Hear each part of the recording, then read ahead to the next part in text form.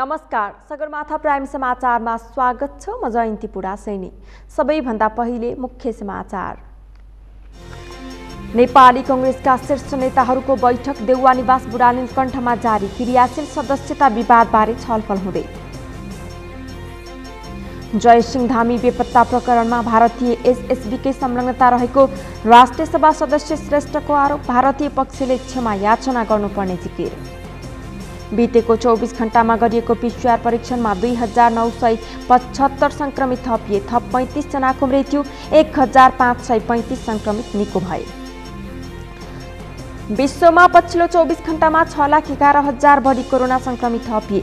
9,838 बढीको मृत्यु। र अन्तर्राष्ट्रिय खेल छाडी व्यवस्थापनमा आउन चाहेको नेपाली क्रिकेट टिमका पूर्व कप्तान पारस खड्काको भनाई। क्रिकेट एकाडेमी सुरुवात गर्ने योजना।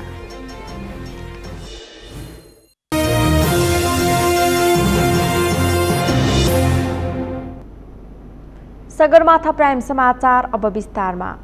नेपाली कांग्रेसका शीर्ष नेताहरूको बैठक जारी छ। प्रधानमन्त्री एवं कांग्रेस सभापति शेरबहादुर देउवाको निजी निवास बुढानीलकण्ठमा बैठक बसेको हो। बैठकमा क्रियाशील सदस्यता विवादबारे छलफल भइरहेको बताइएको छ। बैठकमा पार्टी सभापति देउवा, वरिष्ठ नेता रामचन्द्र पौडेल र पूर्व महामन्त्री कृष्ण प्रसाद सिटौलासँगै सहमहामन्त्री डाक्टर प्रकाश शरण महत, केन्द्रीय सदस्य डाक्टर मिनेन्द्र रिजाल र रमेश लेखक सहभागी भएको पार्टी कार्यालयका मुख्य सचिव कृष्ण प्रसाद पौडेलले जानकारी दिए। यसअघि क्रियाशील सदस्यता छानबिन समितिले सहमति गर्न नसकेका क्षेत्रको विवाद मिलाउने जिम्मा पार्टी पदाधिकारी बैठकले शीर्ष 3 नेतालाई दिएको थियो। शीर्ष नेताहरूलाई विवाद समाधानका लागि 5 दिनको समय दिएको थियो। मंगलबार नै समय सीमा गुजारिसकेका शीर्ष नेताहरूबीच सदस्यता विवादको मापदण्डमै सहमति जुट्न सकेको छैन। क्रियाशील सदस्यता छानबिन समितिले साउन 12 गते पार्टी सभापति देउवालाई सदस्यताको अन्तिम प्रतिवेदन बुझाइसकेको छ।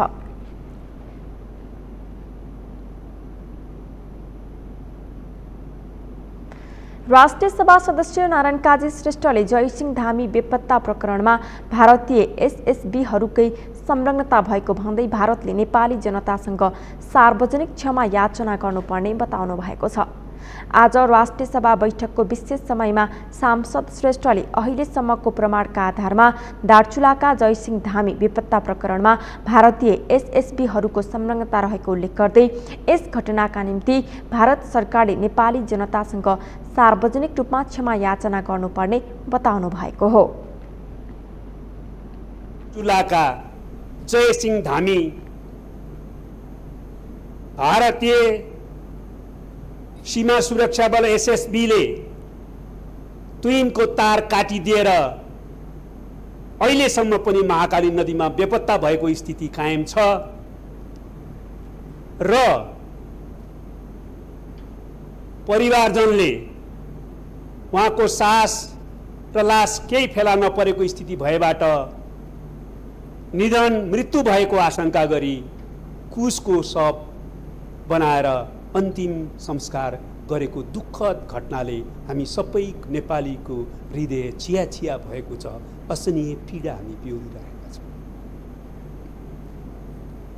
अहिलेसम्म आएका सबै तथ्यहरूले के प्रश्न गरेको छ भने यो भारतीय सीमा सुरक्षा बलका व्यक्तिहरूकै कारणबाट, तुइनको तार काटिदिएकै कारणबाट जयसिंह धामी महाकाली नदीमा बेपत्ता भएका हुन्। म यस प्रकारको अमानवीय, उत्पीडनकारी र क्रूर कार्यको घोर निन्दा एवं भर्त्सना गर्दछु। यसका निम्ति भारतले अविलम्ब नेपाल र नेपाली जनतासँग सार्वजनिक क्षमायाचना गर्न माग गर्दछु। दोषी व्यक्तिहरूमाथि तत्काल कडा कारबाही गर्न माग गर्दछु र अबका दिनहरूमा यस प्रकारका हेपाहा उत्पीडनकारी व्यवहार अन्त्य गर्न नदोहोऱ्याउन पनि म जोरदार माग गर्न चाहन्छु। सांसद श्रेष्ठले यस प्रकरणले नेपाली जनतामा पीडा पैदा भएको भन्दै पीडाले र देशभक्तिको भावनाले नेपाली जनता आफै प्रतिकारको स्थितिमा आउन सक्ने चेतावनी दिँदै सरकारले तत्काल सत्य तथ्य छानबिन गर्नुपर्ने बताउनुभयो।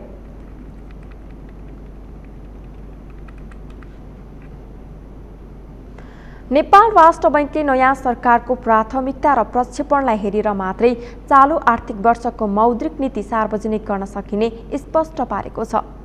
सरकार परिवर्तनसँगै उसका प्राथमिकताहरू पनि फेरिन्छन्। त्यसको स्पष्ट खाका आएपछि मात्रै मौद्रिक नीति तयार हुने राष्ट्र बैंकले जनाएको हो। एक रिपोर्ट। नेपाल राष्ट्र बैंकका गभर्नर महाप्रसाद अधिकारीले सरकार परिवर्तन भएकाले नयाँ सरकारको बजेटको आकार प्राथमिकता र प्रक्षेपण हेरेर मात्र चालू आर्थिक वर्षको मौद्रिक नीति सार्वजनिक गरिनुपर्ने अवस्था रहेको प्रस्ताएका हुन्। गभर्नर अधिकारीले मौद्रिक नीतिको तयारी भने लगभग पूरा भएको पनि बताए, तर सरकार परिवर्तन भएकाले नयाँ सरकारको योजना र प्राथमिकता हेरेर मात्रै त्यसलाई अन्तिम रूप लिन सकिने उनको तर्क छ। र अब आगामी मौद्रिक नीतिको तयारी हामीले गरि नै सकेका छौँ। लगभग हामी अहिले के पर्खिरहेका छौँ त भन्दा सरकार परिवर्तन भइसकेपछि पहिले अध्यादेश मार्फत आएको बजेटमा केही रिभिजिट हुने र बजेटको साइज, बजेटको प्राथमिकता, ग्रोथको प्रक्षेपण आदि इत्यादि कुरा फरक हुँदाखेरि हाम्रा मोनिटरी एग्रिगेटहरू डेफिनेटली फरक पर्ने, साइज फरक पर्दा प्राइभेट सेक्टर क्रेडिट के अरे के कति भने त्यसै गरी हाम्रो मनी सप्लाईको लेभल कति राख्नुपर्ने यी कुराहरू प्रत्यक्ष रूपमा गाँसिएको विषय भएकोले हामी केही समय पर्खिरहेको अवस्था छ। नेपाल राष्ट्र बैंकले यस वर्षको मौद्रिक नीतिले पनि कोरोना प्रभावित क्षेत्र र व्यवसायलाई सहुलियत दिने कामलाई निरन्तरता दिने अवस्था रहेको जनाएको छ।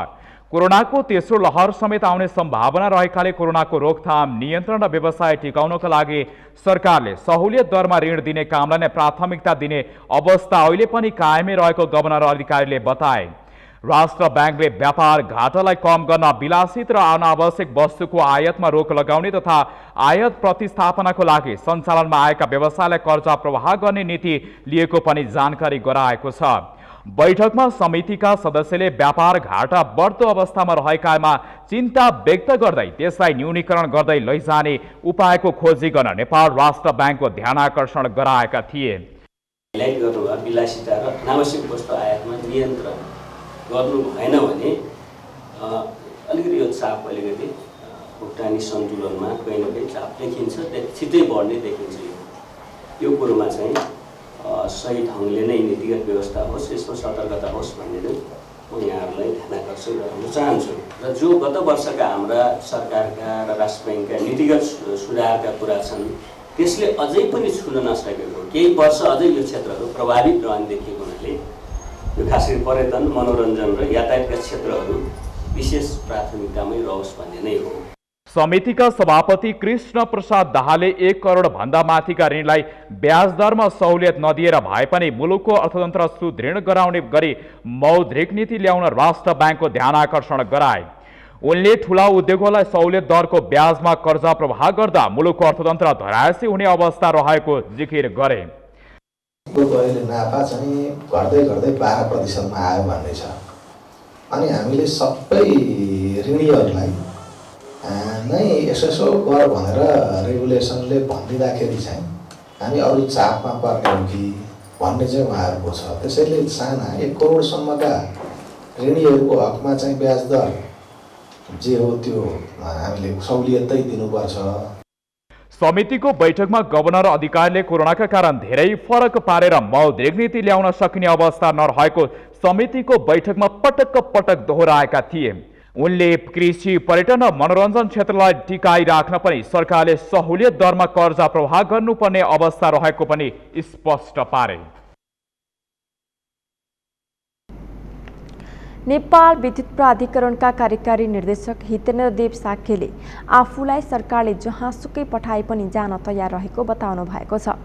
आज प्राधिकरणमा पत्रकारहरूसँग कुरा गर्दै कार्यकारी निर्देशक स्वाक्यले आफूलाई सरकारले अरू जिम्मेवारी दिन सकिन्छ कि भन्ने सन्दर्भमा सोधेको जानकारी दिँदै उहाँले आफ्नो आवश्यकता महसुस गरेर सरकारले जहाँ पठाए पनि आफू जान तयार रहेको जवाफ दिएको बताउनु भएको हो। उहाँले आफू इन्जिनियरिङ क्षेत्रको मान्छे भएकाले सम्बन्धित क्षेत्रसँग जोडिएको जुनसुकै ठाउँमा पठाए पनि काम गर्ने बताउनुभयो। मेरो आवश्यकता महसुस गरेर सरकारले जहाँसुकै पठायो भने म तयार छु भनेको त्यो के भने त्यो हिपोथेटिकल क्वेसन हो अहिलेलाई। त्यसको आवश्यकता त्योसँग आउँदैन होला, किनभने राम्रो काम गरिरहेको छ भने त्यसलाई अब त्यसरी जानुपर्ने आवश्यकता छैन। तर आवश्यकता देखेर अन्यत्र खटाउन त जहिले पनि सक्छ भन्ने। कार्यकारी निर्देशक शाक्यले आफ्नो कार्यकाल अवधिभर कोरोना संक्रमणका कारण लकडाउन भएको भए पनि विद्युतमा कुनै समस्या नहुने गरी काम गरेको दावी गर्नुभयो। अघिल्लो वर्षभन्दा यस वर्ष कम नै विद्युत आपूर्ति रोकिएको उहाँको जिकिर थियो। अस्पतालहरूलाई विद्युत नजाने गरी बन्दोबस्त मिलाएको तथा गइहालीमा पनि तुरुन्तै सञ्चालनमा ल्याएको उहाँले स्पष्ट पार्नुभयो। यसबीचमा झल्केवर 400 केबी सब स्टेसनलाई नेपाल भारत 400 केबीमा सञ्चालनमा ल्याएको, खिम्ती ढल्केवर 220 केबी सञ्चालन गरेको, अपर्तामा कोशीको कामलाई अगाडि बढाएको, पूर्ण विद्युतीकरण भएका जिल्लाहरूमा 13 जिल्ला थपेको तथा कर्णाली अञ्चलमा पहिलोपल्ट 7 ग्रिडको विद्युत पुर्याएको उहाँले बताउनुभयो। शाक्यले यो वर्ष 15% खपत बढेकाले चुहावट पनि बढेको बताउनुभयो। घर घरमा पुगेर अनुगमन गर्न नसक्दा र हुकिङ तार हटाउन जान नसक्दा 1.6% चुहावट बढेको उहाँले बताउनुभयो। आगामी दिनमा प्रसारण लाइन र वितरण लाइनमा जोड दिइने पनि उहाँले बताउनुभयो। सगरमाथा प्राइम समाचारमा एकैछिन विश्रामपछि बितेको 24 घण्टामा गरिएको पीसीआर परीक्षणमा 2975 संक्रमित थपिए। थप 35 जनाको मृत्यु, 1535 संक्रमित निको भए। कोरोना संक्रमण बढेको भन्दै 10 दिनका लागि स्याङ्जाको चापाकोटलाई स्वास्थ्य सङ्कट क्षेत्र घोषणा, स्वास्थ्य मापदण्ड अपनाउन आग्रह। र अन्तर्राष्ट्रिय खेल छाडी व्यवस्थापनमा आउन चाहेको नेपाली क्रिकेट टिमका पूर्व कप्तान पारस खड्काको भनाई, क्रिकेट एकाडेमी सुरुवात गर्ने योजना।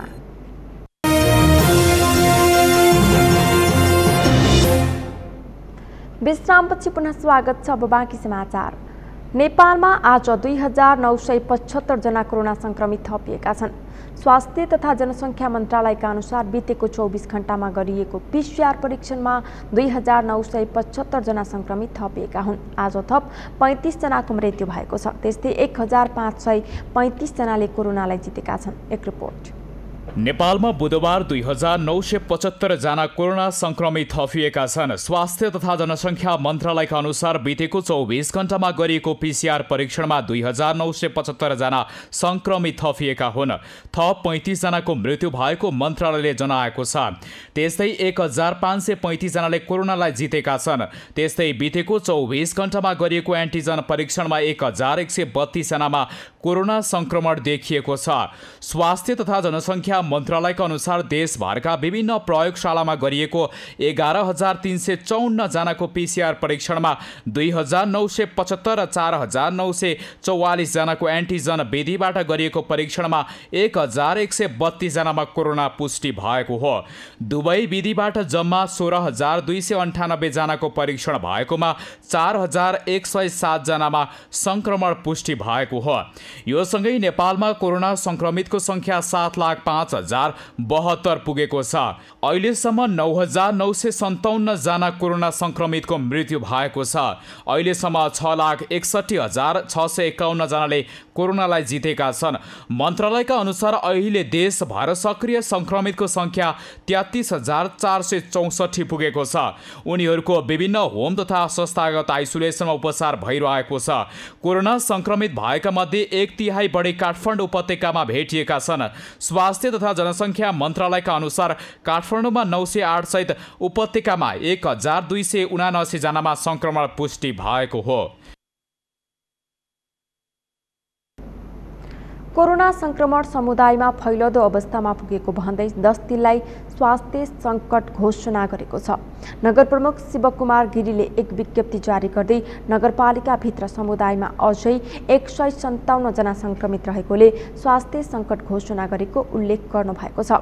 विश्व स्वास्थ्य संगठन र नेपाल सरकारले तोकेको स्वास्थ्य मापदण्ड अपनाउन आग्रह गर्दै घरभित्रै बसेर सहयोग गर्न नगर प्रमुख गिरीले विज्ञप्ति मार्फत अपील गर्नुभएको छ। अहिलेसम्म नगरपालिकाभित्र 527 मा संक्रमण देखिएको र 370 निको भएको विज्ञप्तिमा उल्लेख छ। 157 जना संक्रमित समुदायमै रहेको अवस्थाले गर्दा नगरपालिका अत्यन्तै जोखिममा रहेकाले 10 दिन स्वास्थ्य सङ्कट घोषणा गर्नु परेको गिरीले उल्लेख गरेका छन्।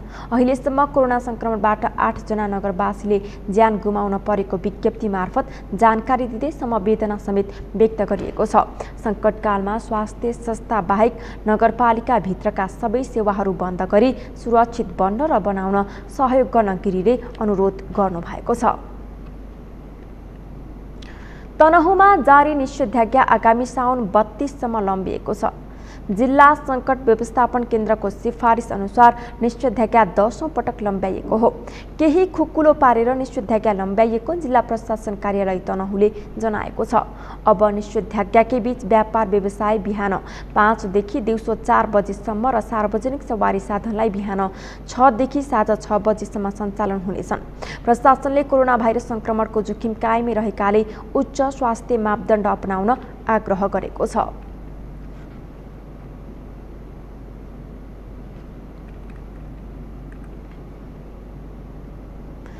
असार महिनादेखि बाढी पहिरोमा परि 67 जनाले ज्यान गुमाएका छन्।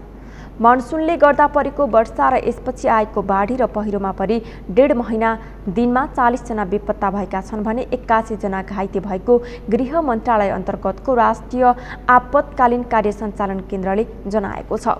अमृत ढकालको रिपोर्ट। असार महिनादेखिको वर्षा र बाढी पहिरोले बुधबार अपराह्नसम्म 67 जनाले ज्यान गुमाएका छन्। बाढी पहिरोकै कारण 40 जना बेपत्ता छन् भने 81 जना घाइते भएका छन्। 1 महिनादेखि जारी वर्षा र यसपछि आएको बाढी पहिरोले सबैभन्दा बढी क्षति सिन्धुपाल्चोक जिल्लामा गरेको गृह मन्त्रालय अन्तर्गतको राष्ट्रिय आपतकालीन कार्य सञ्चालन केन्द्रले जनाएको छ। केन्द्रका अनुसार सिन्धुपाल्चोकमा 5 जनाको मृत्यु भएको छ भने 20 जना बेपत्ता छन्। तनहुँ र दार्चुलामा पनि पहिरोले 5-5 जनाको मृत्यु भएको छ।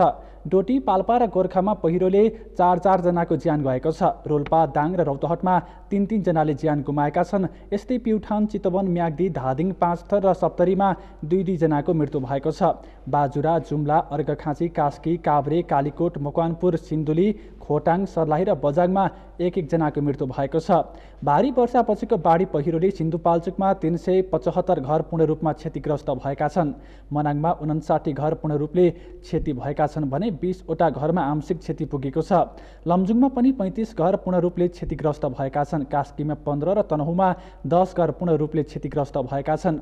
केन्द्रका अनुसार बाढी पहिरोले 56 जिल्लाका 690 घर पूर्ण रूपले क्षति भएका छन् भने 162 घरमा आंशिक रूपले क्षति भएका छन्। यो रिपोर्ट तयार पार्दासम्म बाढी पहिरोले देशभरका 154 राजमार्गमा क्षति पुर्याएकोमा 11 वटा अझै पनि पूर्ण रूपमा अवरुद्ध अवस्थामा रहेका छन् भने 94 वटा सडक एकतर्फी रूपमा सञ्चालनमा ल्याइएको छ।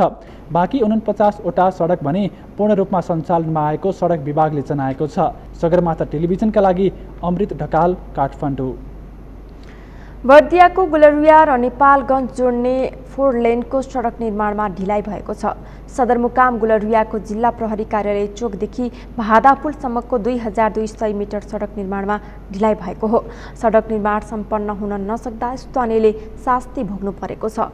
बर्दियाबाट मुरली गोडियाको रिपोर्ट।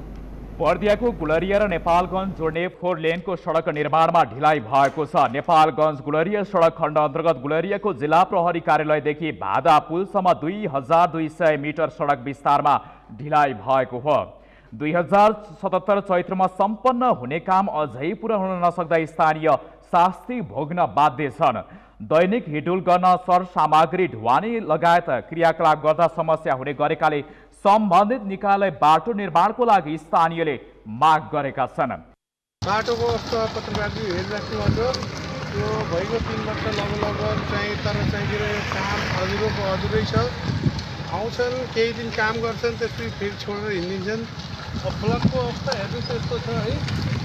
तपाईँको यो अस्ति 2 दिन काम भयो, त्यसपछि फेरि चाहिँ के अरे ठप्प भइगयो। त्यो बुझ्न सकेन। बरु सम्बन्धित निकायलाई हामी आग्रह गर्छौँ कि यो हेरेर यसो चाँडै भन्छ चाँडै गर्दै हुन्थ्यो। सम्बन्धित निकायलाई पटक पटक आग्रह गर्दा समेत कसैले नसुनेको स्थानीयको भनाइ छ। सडक छेउमा बनाइएका नालीहरू समेत नछोपिएकाले रातिको समयमा हिडुल गर्न समस्या हुने गरेको छ। सडकमा बिछाइएको ढुङ्गा गिटी उछिटिँदा सडक छेउछाउका व्यापारी तथा आवत जावत गर्ने सर्वसाधारणलाई चोटपटक समेत लाग्ने गरेको स्थानीयले दुखेसो पोखेका छन्। नालाहरू बनेको छ, यसमा तपाईँको न धप्पन छ, यसमा मान्छेहरू राति कति धेरै मान्छे लुटिसक्यो र यो ढुङ्गा मात्रै बिछाएर हामीलाई एकदम समस्या छ। यो ढुङ्गाले धेरै मान्छेलाई चोटपटक लागिसकेको छ। कतिपय मान्छेको त यहाँ उपचार नै गरेर एउटाको त अस्ति नै तपाईँको राति पानी आएको बेलामा हात नै भाँचिएछ। त्यही भएर यो हाम्रो जिल्ला प्रशासन अथवा हाम्रो नगरपालिकाका निकायहरूले पनि यो बाटो के हो, यो बाटो बनाउनलाई गरे हो कि हामीलाई यो जनतालाई दुख दिनलाई बनाएको हो यो बाटो। गुलरिया स्थित जिल्ला प्रहरी कार्यालय चौकदेखि बाधा पुलसम्म र बाँकेको गुजरा क्षेत्रमा 4 लेनको सडक निर्माणको लागि सडक डिभिजन कार्यालय नेपालगञ्जले 2075 सालमा निर्माण कम्पनी गजुरमुखी निर्माण प्रालीसँग 21 करोड 49,33,573 को ठेक्का सम्झौता भएको थियो। सम्बन्धित पक्षसँग निरन्तर सम्पर्कमा भइरहेको तथा साउन मसान्तभित्र यो समस्या समाधान हुने प्रशासनले जनाएको छ। र अब जति भएको छ अबका केही दिनमा यो समस्या चाहिँ समाधान हुन्छ। म यहाँहरूलाई अझै 1 हप्ता धैर्य धारण गर्न र ब्ल्याक टपका लागि असोजसम्म पुरिदिन यहाँहरूलाई चाहिँ हार्दिक अनुरोध गर्दछु र यहाँहरू सुरक्षित भएर व्यवस्थित भएर हिँड्नु पर्ला। र म आफै पनि अब दुखी छु। अब यो बाटोमा धुलो र त्यो ढुङ्गा उछिटिने कुराहरूले समस्या छ। अलिकति व्यवस्थित ढङ्गबाट हिँडडुल गरिदिनु होला र केही दिनमा यो समस्या समाधान हुन्छ भन्ने मलाई लाग्छ। निर्माणकै चरणमा रहेको उक्त 4 लेनको सडकमा काम हालसम्म 60% मात्रै प्रगति हुने निर्माण कार्यमा अझै समस्या लाग्ने स्थानीयले आकलन गरेका छन्। सगरमाथा टेलिभिजनका लागि बर्दियाबाट मुरली गोडियाको रिपोर्ट। काठमाडौँको टेकु स्थित पचली भैरव मन्दिर परिसरमा पार्टी पुनर्निर्माणको काम सुरु गरिएको छ। काठमाडौँ महानगरपालिकाका मेयर विद्यासुन्दर स्वाक्यले आज बिहान सो पार्टीको पुनर्निर्माण कार्यको शिलान्यास गर्नुभएको हो। 2079 साल जेठ मसान्तसम्म निर्माण सम्पन्न हुने गरी शिलान्यास गरिएको सो पार्टीको निर्माण कार्यको जिम्मेवारी नमोबुद्ध वेल्डर्स प्रालीलाई दिएको छ। 89,55,000 रुपैयाँ लागत अनुमान गरिएको सो पुनर्निर्माणको काम काठमाडौँ महानगरपालिकाभित्र रहेका सबै सम्पदाहरूको संरक्षण सम्वर्धन गरी पर्यटनसँग जोड्ने अभियान अन्तर्गत सुरु गरिएको महानगरपालिकाका मेयर साक्यले बताउनुभयो। सम्पदालाई संरक्षण गर्ने र समुचितलाई परिवर्तन गर्ने र पर्यटनसँग जोड्ने अभियान हामीले सञ्चालन गरेका थियौँ। त्यही अनुसार विभिन्न ठाउँमा काठमाडौँ महानगरको यामा भन्ने छैन 32 वडाभित्र रहेका सम्पूर्ण सम्पदाहरूको पुनर्निर्माण अभियानलाई हामीले अगाडि बढिरहेका छौँ। कुठियाहरूलाई हस्तान्तरण गर्छौँ। त्यही अभियान अन्तर्गत काठमाडौँ महानगरपालिका आज यो सानो कामको शिलान्यास भएको छ। चाँडै नै यो काम सम्पन्न गरेर बाँकी काम पनि हामीले अगाडि बढाउँछौँ। मलाई के खुसी लागेको छ भने काठमाडौँ महानगरपालिकाले पहिल्याएको बाटो यहाँको मूर्त सम्पदा अमूर्त सम्पदा संरक्षणमा हामीले धेरै भूमिका खेलाइरहेका छौँ। यही हाम्रो कामलाई सराहना गरेर यसपालि बागमती प्रदेश सरकारले पनि 3 करोड रुपैयाँ त यहाँको अमूर्त सम्पदाहरू बाजाहरू खरिद गर्नलाई मात्र पैसा विनियोजन गरेको छ। यो त काठमाडौँ महानगरवासीको लागि खुसीको खबर। हामी आफैले पनि गरिरहेका छौँ भने प्रदेश सरकारले 3 करोड बजेट विनियोजन गर्ने कम होइन। त्यसलाई अब कसरी सदुपयोग गर्ने, कसरी त्यसलाई व्यवस्थापन गर्ने, त्यसलाई कसरी निरन्तरता दिने, त्यो सम्बन्धित गुठियाहरू बसेर उहाँहरूले निर्णय गर्नु। मेयर शाक्यले काठमाडौँ महानगरपालिकाभित्र विश्व सम्पदा सूचीमा सूचीकृत 4वटा विश्व सम्पदा रहेको उल्लेख गर्दै त्यसको संरक्षणमा ध्यान केन्द्रित गर्न सम्बन्धित सबै पक्षलाई आह्वान पनि गर्नुभयो। काठमाडौँ महानगरपालिकाले भूकम्पले क्षति पुर्याएका सम्पदाहरूको पुनर्निर्माणको कामलाई तीव्रता दिँदै आएको छ। त्यसलाई सहयोग पुर्याउन चालु आर्थिक वर्षका लागि बागमती प्रदेश सरकारले पनि 3 करोड बजेटको व्यवस्था गरेको छ। स्थानीय र 3वटै तहका सरकारको सहयोगमा काठमाडौँ भित्रका सम्पदाहरू संरक्षणको कामलाई अघि बढाइएको काठमाडौँ महानगरपालिकाले जनाएको छ।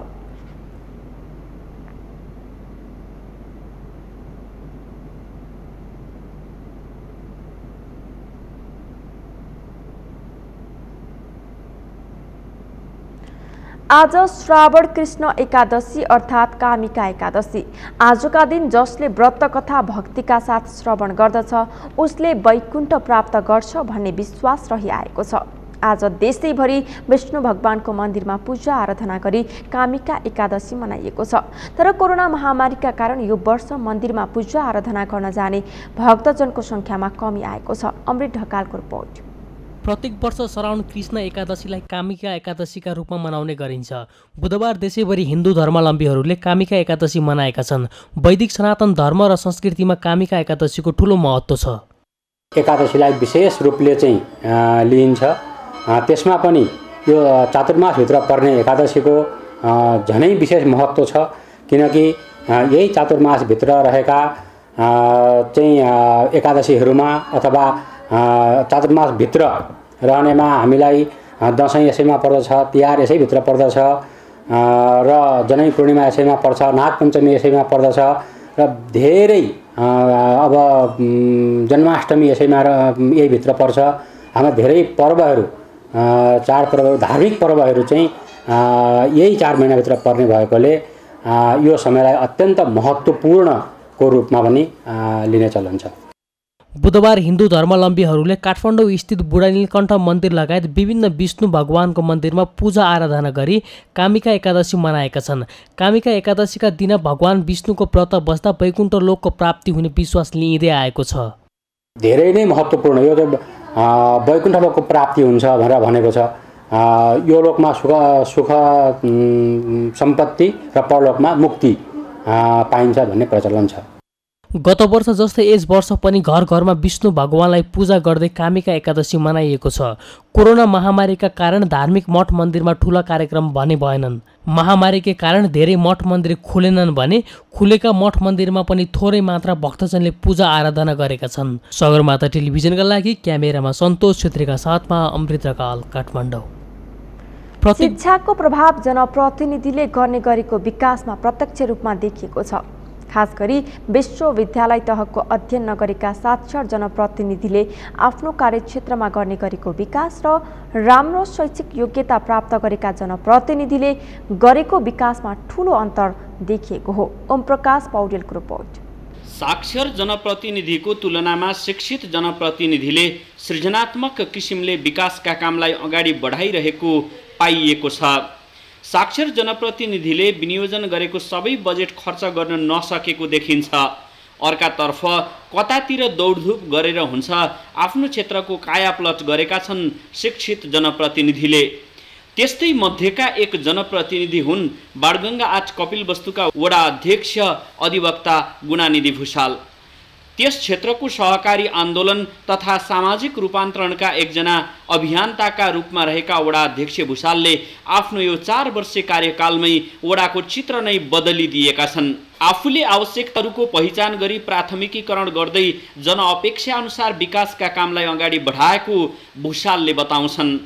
प्राथमिकतामा परेका योजनाहरूको विस्तृत योजना र लागत अनुमानहरू तयार गर्ने कामहरू पनि गर्यौँ र हामीसँग भएको आन्तरिक स्रोत, जनसहभागिता र हामीहरूले समन्वय गरेर आउने स्रोतहरूलाई व्यवस्थित तरिकाले, योजनाबद्ध तरिकाले कार्यान्वयन गऱ्यौँ र यस अवधिमा हामीहरूले केही महत्त्वपूर्ण उपलब्धिहरू प्राप्त गरिसकेका छौँ। खास गरी हामी वडालाई आर्थिक विकास, सामाजिक विकास, भौतिक विकास र अन्य सांस्कृतिक विकासहरूलाई समेत समानान्तर रूपमा अगाडि बढाउने प्रयत्न गरेका छौँ। हामी वडालाई धुलो र हिलो मुक्त बाटाघाटायुक्त वडा बनाउने भनेर एउटा योजना अगाडि सारेका थियौँ र करिब यस अवधिमा हामीहरूले 10 किलोमिटर जति बाटोलाई, मुख्य बाटाहरूलाई पक्की बाटोको रूपमा पाएका छौँ भने करिब 20 किलोमिटर बाटोहरूको स्तरोन्नति गरेका छौँ। बाटोलाई चौडा गर्ने र नाला निर्माण गर्ने र व्यवस्थित गर्ने अनि ग्रिनरी, बाटो साइडहरूमा हरियाली प्रवर्धन गर्ने कामहरू पनि हामीहरूले सँगसँगै गरेका छौँ। वडाको मोर्मीमा खोलामा पुल नहुँदा 50 वर्षदेखि शास्ति भोगेका वडावासीको शास्ति पुल निर्माण गरी हटाउनु, अधिकांश प्रमुख सडक पिच गर्नु, अन्य सडकको स्तरोन्नति हुनु, 15 बिघा क्षेत्रफलमा बोटानिकल गार्डन, गौशाला निर्माण, शान्ति बगैँचा, बुद्ध विहार, विपश्यना केन्द्र रहने गरी मधुवन धाम गुरुयोजना निर्माण हुनु र सुसम्बन्धी कार्य सुरु हुनु, वडामा लुम्बिनी प्रदेश स्तरीय क्रिकेट स्टेडियम, मायादेवी रङ्गशाला निर्माण सुरु हुनुले वडा अध्यक्षको कद बढेको समाजसेवीहरूको बुझाइ छ। वडामा 50 वटा कृषि समूह तथा 88 वटा व्यावसायिक कृषि तथा पशुपालन फर्म सञ्चालन हुँदा कृषिको क्षेत्रमा पनि ठूलो विकास भएको किसानहरूले महसुस गरिरहेका छन्। हामीलाई यो फर्म कृषि गर्दाखेरि टोनमेल, नहर, मौरी पालनहरू यिनीहरू सहयोग मिलेछ वार्डबाट, कृषि यो प्रधानमन्त्री आधुनिकीकरणबाट। पोखरीवाला बजेट तोकेर भन्नु न। 90,000 मिलेको। पोखरी निर्माणको लागि हामीलाई 90,000 रुपियाँ सहयोग पाइएको थियो भनेर ट्र्याक्टर मिलाउने। पोखरी निर्माणको लागि हामीलाई 90,000 रुपियाँ प्रधानमन्त्री आधुनिकीकरणबाट पाइएको थियो। वडाभित्र विभिन्न धार्मिक स्थलहरू, ओशो आश्रम, नागेश्वर मन्दिर, ब्रह्मकुमारी ऐश्वर्य विश्वविद्यालय, जलेश्वर धाम र दुर्गा मन्दिरको निर्माण, मर्मत सम्भार तथा सौन्दर्यीकरण गरिँदा बाणगङ्गा 8 वास्तवमै झकाउ देखिएको छ। शिक्षा क्षेत्रमा पनि वडामा रहेका बाणगङ्गा बहुमुखी क्याम्पस, बाणगङ्गा मावि लगायत शैक्षिक संस्थाको विकासमा वडाको योगदान अतुलनीय रहेको वडावासीको बुझाइरहेको छ। कृषि उत्पादनमा वृद्धि गर्न मोर्मी बन्डौलीमा सिँचाइ नाला निर्माणलाई प्राथमिकता दिएको वडा कार्यालयले जनाएको छ। वडाको विकास र वडावासीको जीवनस्तर उकास्न विभिन्न योजनाका साथ आफू लागि परेको वडा अध्यक्ष भूषालले दावी गरेका छन्।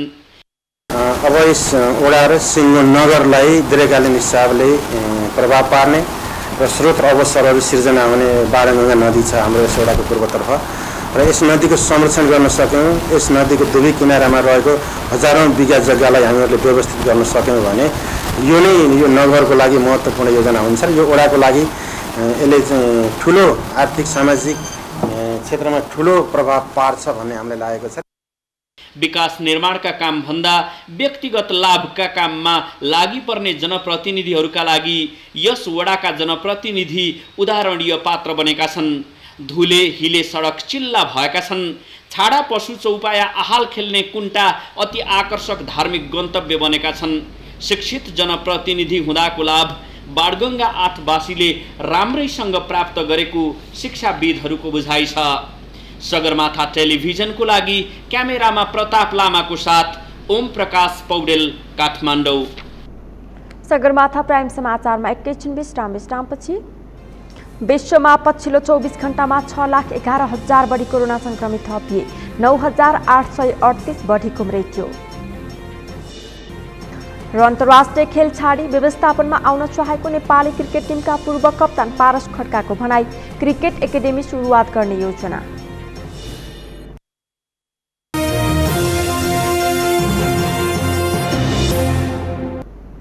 अब पालो अर्थ समाचारको। अर्थ समाचारका प्रायोजक हो आफ्नो विश्वास हो त्रिशक्ति सिमेन्ट। मुस्ताङका कृषकले पालेका च्याङ्ग्राको भुवा उनले बजार पाउने सुनिश्चित भएको छ। शरीरबाट झरेर खेर गइरहेको उनले बजार पाएपछि मुस्ताङका कृषकमा खुसियाली छाएको छ। सन्तोष गौतमको रिपोर्ट। नेपाली पश्मिना उद्योगीहरूले मुस्ताङको लोघेकर दामोदर कुण्ड गाउँपालिकाको चराङमा च्याङ्ग्राको भुवा सङ्कलन केन्द्र स्थापना गरेपछि बजार पाउने सुनिश्चित भएको छ। खेर गइरहेको च्याङ्ग्राको उनको सदुपयोग कृषकले आमदानी र पश्मिनाको कच्चा पदार्थ आयात प्रतिस्थापना गर्न सहयोग पुग्ने अपेक्षा गरिएको छ। नेपाल पश्मिना उद्योग संघले स्वदेशी कच्चा पदार्थ हुन प्रशोधन गरेर पश्मिना बनाउने धागो उत्पादन गर्न चराङमा भुवा सङ्कलन केन्द्र स्थापना गरेको हो। मुस्ताङको माथिको किसानहरूको पिरमर्का बुझ्न र हाम्रो व्यवसायलाई पनि बचाउनको लागि त्यहाँको भुवा जुन च्याङ्ग्राको भुवा खेर गइरहेको छ त्यो भुवालाई कलेक्सन गरेर नेपालमा एउटा चाहिँ अत्याधुनिक एउटा भुवा प्रशोधन केन्द्र स्थापना गर्ने अभियानमा हामी गएको र किसानहरू भुवा बेच्ने मार्केट नपाएर चाइनामा बोर्ड बन्द भयो 2 वर्षदेखि असाध्यै पीडित रहेछ। हामीले चाहिँ 2000 किलो जति भुवा किन्यो र भुवा स्थापना केन्द्र पनि स्थापना एउटा सङ्कलन केन्द्र पनि स्थापना गरेर आयो। भविष्यमा नमुना फार्मसम्म राखेर यो दुईको रूपमा चाहिँ पसिना व्यवसायलाई एकातिर टेवा दिने, एउटा किसानलाई पनि भर्ती गर्ने टेवा दिने। मनाङमा भुवाको सम्भावित अध्ययनको लागि प्रतिनिधि पठाएको सङ्घले लगत्तै डोल्पा, मुगु, हुम्ला लगायतका जिल्लामा जाने जनाएको छ। नेपालबाट विदेश निर्यात हुने प्रमुख वस्तु पस्मिना बनाउन च्याङ्ग्राको ऊन प्रशोधन गरेर बनाइएको धागो कच्चा पदार्थको रूपमा प्रयोग हुन्छ। नेपालबाट वार्षिक 3 अर्ब रुपियाँको पस्मिना निर्यात हुन्छ। यस्तै 195 टन भुवाको धागो आयात हुन्छ। बजार अभावको कारण ऊन नझिक्दा शरीरबाटै झरेर खेर जाने गरेकोमा अब यस्तो नहुने भएको छ। यसले कृषकको आम्दानी बढाएपछि उनीहरूमा खुसियाली छाएको छ। यो चाहिँ यो सबै पस्मिना हो। पस्मिना यो च्याङ्ग्राको के मान्छेहरु यो च्याङ्ग्राको चाहिँ पस्मिना झिक्या छैन। नझिकेपछि उसको शरीरबाट यो आफै बाहिर निस्केर खस्छ एकदम माथि आइसकेको छ के माथि धेरै यो माथि आइसकेको छ। थोरै यो 1 इन्ची जति आएको तानेपछि एकदम राम्रो हुन्छ के हो। जेटमा जेटको अन्तिमतिर तान्यो भने राम्रै हुन्छ। यो सबै फालिसकेको छ। यो सबै यिनीहरु सबै फालिसकेको हो। थोर थोर छ हजुर। यो फालिसकेको के काम गरेको छैन। अर्को सालदेखि निकाल्ने है। अर्को सालमा यहाँ हुँदैन, चारामा हुन्छ। हामी अरु कुरा उहाँसँग मैले के सकेर सौ लिएर आऊ भनेर अब कृषकले केन्द्रमा ल्याउने ऊन प्रति किलो सरदर 4500 रुपियाँको दरले खरिद गरेर काठमाडौँ लैजाने पस्मिना उद्योगले प्रतिबद्धता जनाएका हुन्। च्याङ्ग्राको ऊन पस्मिनाका लागि क श्रेणीको कच्चा पदार्थ मानिन्छ। मुस्ताङको मुक्तिनाथ, कागबेनी, छुछाङ, जोमसोन, चैले, घमी, चराङ, लोमथाङ लगायतका ठाउँमा व्यावसायिक च्याङ्ग्रा पालन हुँदै आएको छ। सगरमाथा टेलिभिजनका लागि मुस्ताङबाट फर्किएपछि सन्तोष गौतम, म्याग्दी। ठमेल पर्यटन विकास परिषदका उपाध्यक्ष भविष शर्माले विदेशबाट आउने पर्यटकले क्वारेन्टाइनमा बस्न आवश्यक नरहेको बताउनु भएको छ। उहाँले विदेशबाट आउने पर्यटकहरूको कोरोना परीक्षण पनि गरेको हुने र भ्याक्सिन पनि लगाएको हुनाले क्वारेन्टाइनमा बस्न आवश्यक नरहेको बताउनु भएको हो। त्यस्तै उहाँले ठमेलमा अधिकांश घरधनी र व्यवसायीहरूले कोरोना विरुद्धको भ्याक्सिन लगाइसकेको बताउनुभयो। 10,000 कोरोना विरुद्धको भ्याक्सिन लगाएर ठमेल क्षेत्रको ठमेल टुरिज्म डेभलपमेन्ट काउन्सिलको एउटै भ्याक्सिन सेन्टर बनाएर भ्याक्सिन लगाउने संस्था अर्को कुनै नरहेको पनि उहाँले बताउनुभयो। ठमेलमा यहाँहरू सबैलाई थाहा छ, सबै घरधनी व्यवसायीहरू भ्याक्सिनेटेड छन् र जुन भ्याक्सिन लगाउन छुट्नु भएको छ, जुन काठमाडौँभन्दा बाहिर जानुभयो अथवा कोभिडको कारणले अथवा अरू कुनै कारणले बिरामी भएर उहाँहरूले भ्याक्सिन लगाउनु पाउनु भएन, त्यो चाहिँ 5% होला मलाई लाग्छ करिब। किनभने त्यो 10,000 भ्याक्सिन ल्याएर ठमेल क्षेत्रको ठमेल टुरिज्म डेभलपमेन्ट काउन्सिलको एउटै भ्याक्सिन सेन्टर बनाएर आजको दिनसम्म भ्याक्सिन लगाउने संस्था भनेको हामी मात्रै हो र हामीलाई राज्यले पनि सहयोग गर्यो। त्यतिखेर सम्बन्धित निकायहरूले पनि सहयोग गर्नुभयो र पिपुल्स डेन्टल हस्पिटललाई चाहिँ हामीले आफ्नै भ्याक्सिन सेन्टर बनाएर ठमेलका सम्पूर्ण घरधनी व्यवसायी र यहाँ काम गर्ने कर्मचारीहरूलाई हामीले भ्याक्सिन लगायौँ। कोरोनाको कारणले गर्दा व्यापार व्यवसाय ठप्प भएपछि कतिपय व्यवसायीहरूले आत्महत्या र कतिपय मानसिक रोगी बनेको समेत उहाँले बताउनुभयो। कतिपय व्यवसायीको लाइफस्टाइल 100बाट 10% तिर गइरहेको उपाध्यक्ष शर्माले बताउनुभयो। उहाँले एकपछि अर्को गर्दै आइरहेको भेरिएन्टमा लकडाउनमा जाने हो भने सबै व्यवसायीको आत्मबल गिर्ने उहाँले बताउनुभयो। पर्यटकले आह्वान गर्दा सरकारले पनि नेपालमा पर्यटन व्यवसायी र कर्मचारीहरू भ्याक्सिनेट भइसकेको र सबै सुरक्षित हुनुहुनेछ भन्ने सन्देश दिएर पर्यटक आह्वान गर्न पनि आग्रह गर्नुभयो। यो सँगै हामी सगरमाथा प्राइम समाचारको अन्त्यमा छौं। अन्त्यमा मुख्य समाचार फेरि एकपटक। नेपाली कांग्रेसका शीर्ष नेताहरूको बैठक देउवा निवास बुढा नीलकण्ठमा जारी। क्रियाशील सदस्यता विवादबारे छलफल हुँदै। जयसिंह धामी बेपत्ता प्रकरणमा भारतीय एसएसबीकै संलग्नता रहेको राष्ट्रिय सभा सदस्य श्रेष्ठको आरोप। भारतीय पक्षले क्षमा याचना गर्नुपर्ने जिकिर। बितेको 24 घण्टामा गरिएको पीसीआर परीक्षणमा 2975 संक्रमित थपिए। थप 35 जनाको मृत्यु, 1535 संक्रमित निको भए। विश्वमा पछिल्लो 24 घण्टामा 6,11,000 बढी कोरोना संक्रमित थपिए। 9,838 बढीको मृत्यु। र अन्तर्राष्ट्रिय खेल छाडी व्यवस्थापनमा आउन चाहेको नेपाली क्रिकेट टिमका पूर्व कप्तान पारस खड्काको भनाई। क्रिकेट एकाडेमी सुरुवात गर्ने योजना। हौस् त सगरमाथा प्राइम समाचार अहिलेलाई सकियो। तपाईँ समाचार बुलेटिनका साथै सगरमाथा टेलिभिजनका सम्पूर्ण कार्यक्रम www.sagarmatha.tv मा पनि पढ्न र हेर्न सक्नुहुनेछ। साथै युट्युबमा youtube.com/sagarmatha.tv नेपालमा हेर्न सक्नुहुनेछ। तपाईँ हामीलाई फेसबुकमा पनि facebook.com/stv नेपालमा फलो गर्न सक्नुहुनेछ। समाचारको शिखर नेपालको गौरव नेपालको पहिलो न्युज च्यानल सगरमाथा टेलिभिजन हेर्दै गर्नुहोला। नमस्कार।